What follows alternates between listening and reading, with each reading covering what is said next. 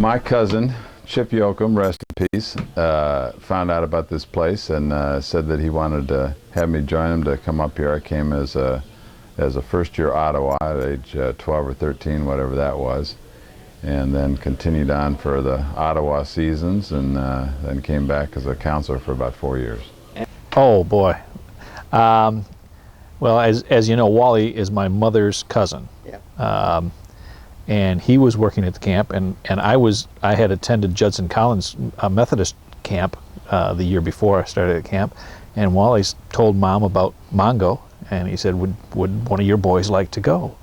And she thought of me, and so I started going to Mahn Go back in about '58. Okay. How I got to camp. I went to high school at Redford Union High School. Gus was a teacher there, although I never had Gus as in a class.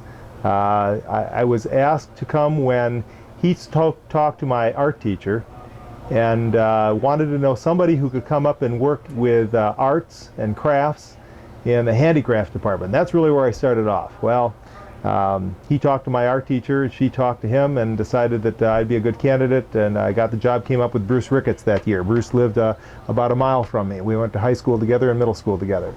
And so we came up together. And I decided after 1 year of handicraft that I wanted to do something else. So I got my lifeguard training in college and my WSI and came back on the waterfront teaching canoeing, and then eventually a couple years later became waterfront director. We got in by our connection with Wally Cripps over at Cranbrook. That's how we knew about camp. You guys went to Cranbrook? We didn't go to Cranbrook, but our family had a friend who worked as a teacher there. And actually our mother worked there for a little bit. She was a student teacher there, and that's how she knew Wally. Oh, okay. That's what brought us here. Dot and I had just completed 2 years at the University of Michigan Biological Station. And when I got my degree, my master's degree at that time from the university. Well, then the next year, they had tried, the director of the camp in Birmingham, of this camp, had tried for 2 or 3 years, because that was about our fourth year of marriage, something like that, fifth possibly.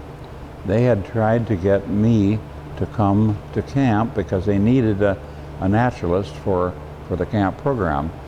It was strictly a boys' camp then, and everything was in terms of boys.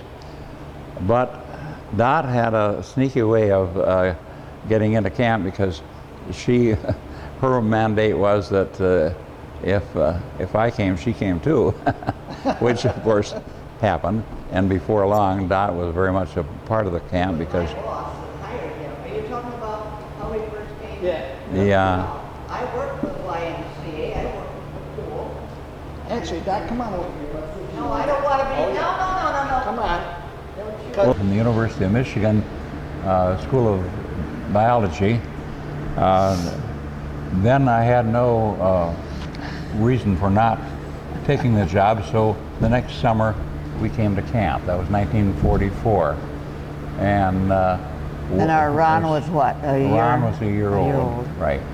And when we came into camp, we were horrified at the looks of camp. It was wartime. There was no money for such frivolities as fixing up a camp, getting new tents and so on.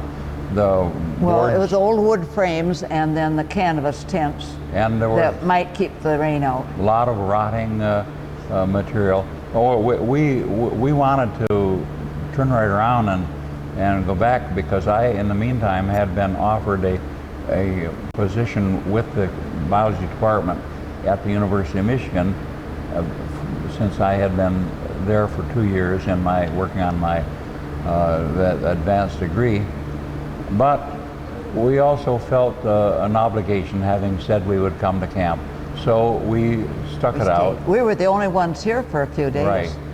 But except a grumpy caretaker. Before very long, we had fallen in love with camp, and we never flinched from there on. We have been here at camp continuously from 1944 all the way up to now. Of course, now we're here intermittently because people come, sometimes it's a family group, sometimes a religious group, sometimes it's a school group that has a religious aspect to it. And when the Lutherans took over, we then took ourselves off the payroll, and so now it's all volunteer. Oh, okay. I mean, and then we can choose our times, Sure. which is most any time they want us. So who was the first director when you came? Bob Lind. Bob Lind, and he was my boss at the Birmingham YMCA. And Dot was a lifesaver. Yeah, and lifeguard, lifeguard. And taught swimming at the pool in Birmingham. Okay. Was on the girls' swimming team there. But you didn't ever teach swimming here or anything? No, just of my own children. Oh, okay. They could swim by the time they were 2 years old, 3 years old at the most. Did you put them in the water and see Yeah. them swim? Oh no, I was right with them and telling them. I taught dog paddle. That was the first. Learn to dog paddle so they weren't afraid. Then they could learn the crawl and the backstroke and the side stroke and so on. Yeah. And so how long was Lynn the director? Pardon me? How long was Lynn the director? About 3 or 4 years after we No. were here. Not Bob was director from the time camp was started in 1929 to 1945, and we were here in 1944 and 45. So we were here just 2 years with Bob he was Lind. here. And in the year of 1945, Bob Lind, after camp was over, was a deer hunter, and he was out deer hunting and he died of a heart attack. Oh. And that's after that Sid Geo came along. Were you here when Sid Geo? That was long. That would have been long before your time. Oh yeah. Wally was the director. Well, Sid Geo was a man who was a professional YMCA man from Chicago, and he got the job on that basis, and he was here for 10 years, from 45. And it was good timing right after the war, and he was able to get a hold of enough money to do a lot of building improvements, including the cabins, which now stand, and now they need replacing. So, like the cabins that are here now, he was the one who put all those cabins in? Yes, he did. Oh, okay. He was. He hired. planned. I'll tell you, his godsend was that Ernest Seaholm, after whom Seaholm Lodge is named, was a high up in the Chrysler car At company. the beginning of camp, it was And- Seaholm that helped to raise enough money to buy this property. Oh yes. So his name is legitimately on the list here, legitimate. So. And then Wally took over after that? No, when Jill left, then Sandy Burr. Did you know Sandy Burr? No. Well, there you go. I can't talk about that much. Sandy Burr was A student of yours, wasn't he? No, he was a college student when he came to camp, but he was my assistant for 10 years. Oh, yeah. And As then in the nature program. When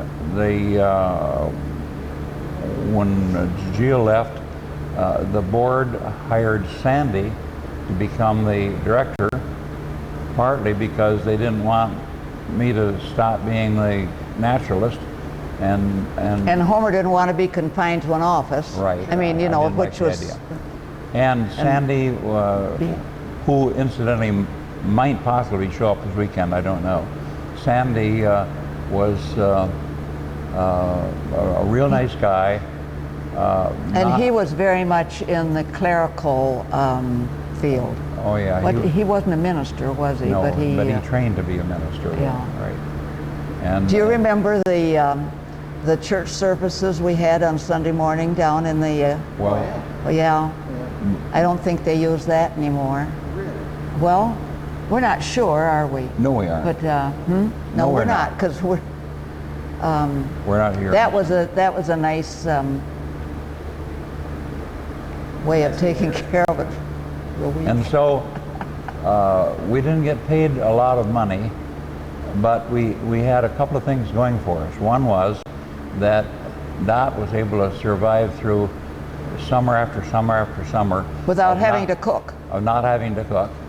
And the second is We brought the that kids with us. we, And- about every 4 years, we would add another kid, you know, and all the way from no kids at all up to 6 kids. And they all spent all of their summers in camp, all of them. And they all became good swimmers, good Was it- sailors, and naturalists. Was it hard on them? Yeah, in terms of, like, you know, in one sense, they're having to share their parents with a lot of other kids. Our children never seemed to resent the fact that they were dragged off to camp every summer. They looked eagerly forward to it. And even now, they think of camp as being their early hometown, Sure. not their community. And they are all good naturalists from there. I think it started here in camp. So, did you start the crafts program right away at camp, or when did you? Well, yes, in self-defense. First of all, you Oh, were hey. When we first came, it was during the World War II. yeah, and of course they didn't want any women in camp, but here they had me because they wanted Homer, and so there was a victory garden over there near Cocosing Road back in the old glass ranch, and it had been plowed up in the spring, and plants were put in of food, corn and beans and beets and I don't know what all. And I was given the job to take a cabin full of kids, that would be 6 or 7 or 8 kids, walk way back there through the woods, out to that field, carrying hoes, and we were, all morning long, we hoed that victory garden. Now, because it was the victory garden, I didn't seem to have any choice at that time. But then the war ended, and we never did find out who got the produce in the fall. We were a little bit concerned about that. Not very. And So of course- then I started Indian crafts. Was that what I started Yeah. first? But Remember, we started the powwows early on. In the early years, we were, what were we? Can't think of what we were. We were a couple of folks that had a lot of kids, 6 of them our own, and then a camp full of the other kids. And you know, it was during the war, there were so many boys whose fathers and maybe their mothers had gone overseas. Or in the war work. Oh, yes. And the boys were all summer long in camp. And they were little boys, 5-year-old, 6-year-old. Yeah, they missed family, and we had family, and I would do the laundry out in front of our family laundry out in front of our tent, and the boys would come and watch me do the laundry. Just to be near a family, because then I had a kid or two.